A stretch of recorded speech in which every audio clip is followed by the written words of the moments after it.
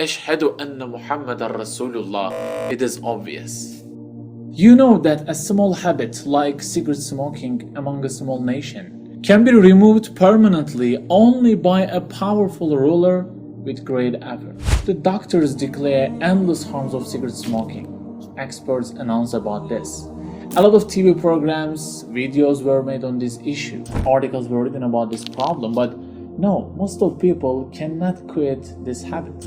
Approximately 1 billion people are still cigarette addicted in the world.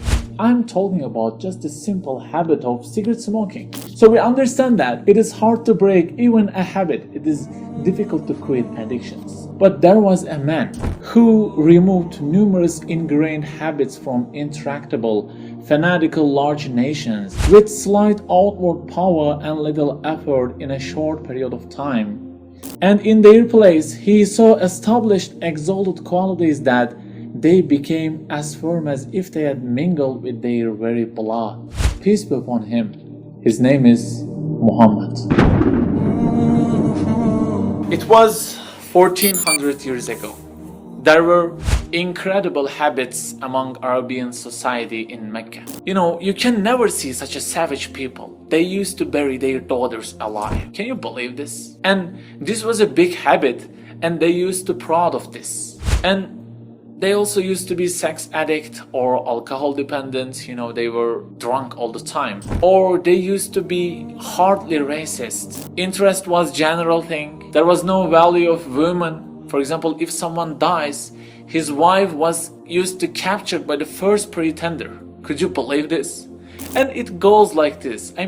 There were incredible habits, and the tribes of Arabian people, the tribes of Arabian society were the most savage people at that times. And then Prophet Muhammad, peace be upon him, came. He was illiterate.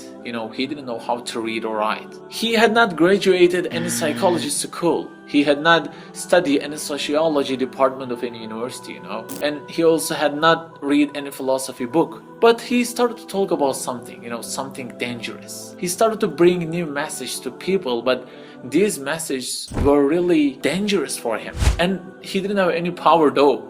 But interesting thing is, some people gradually started to be impressed, started to follow him. And if you started to follow him at that times, it means you actually had accepted the incredible persecutions of Meccans. Isn't it interesting? Why? He didn't promise you any worldly attractive thing. He didn't promise you any money or something like that. On contrary, you will get serious problems with Meccans. So why do you accept this horrible state?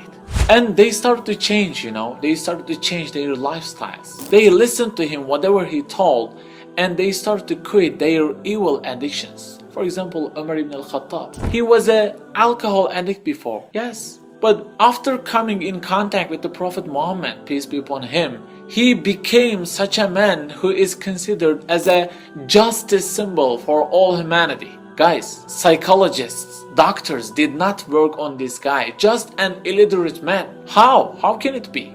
Yes, because there is a divine inspiration here. This effect cannot be made by a human being. It is not possible. And not only a man, but also huge societies were changed incredibly by just a man. By the way, he brought new rules which are not attractive for desires of human being. For example, he brought the fasting, 5 daily prayers, or alms jiving, or not to drink alcohol. These things are not attractive for our desires, right? But the alcohols had flowed in streets of Medina after the words about alcohol was revealed. Why? What happened? The modern specialists cannot do this, even though they explain the harms of alcohol, can they? And after Islam, 80% of these people left Arabia and went all around the world to teach people. And they were thousands, You cannot see such a fast growth. And all ashab, all the companions of Prophet Muhammad, peace be upon him, have become role models for the Muslims for 1400 years. But these guys were extremely savage before Muhammad, peace be upon him. Nobody can explain this without prophethood. No, it is not possible. There is no such a revolution in history. But if you still deny the prophethood of Muhammad, peace be upon him, Billy Zaman has a challenge for you. He says, we present the Arabian Peninsula as a challenge to those who refuse to see the testimony of the blessed age of the Prophet. Let them each take 100 philosophers. Go there and strive for 100 years. Would they be able to carry out in the time 100 of what he achieved in a year? Sciences have reached high levels, right? We have science of psychology, science of sociology. We have specialists, right?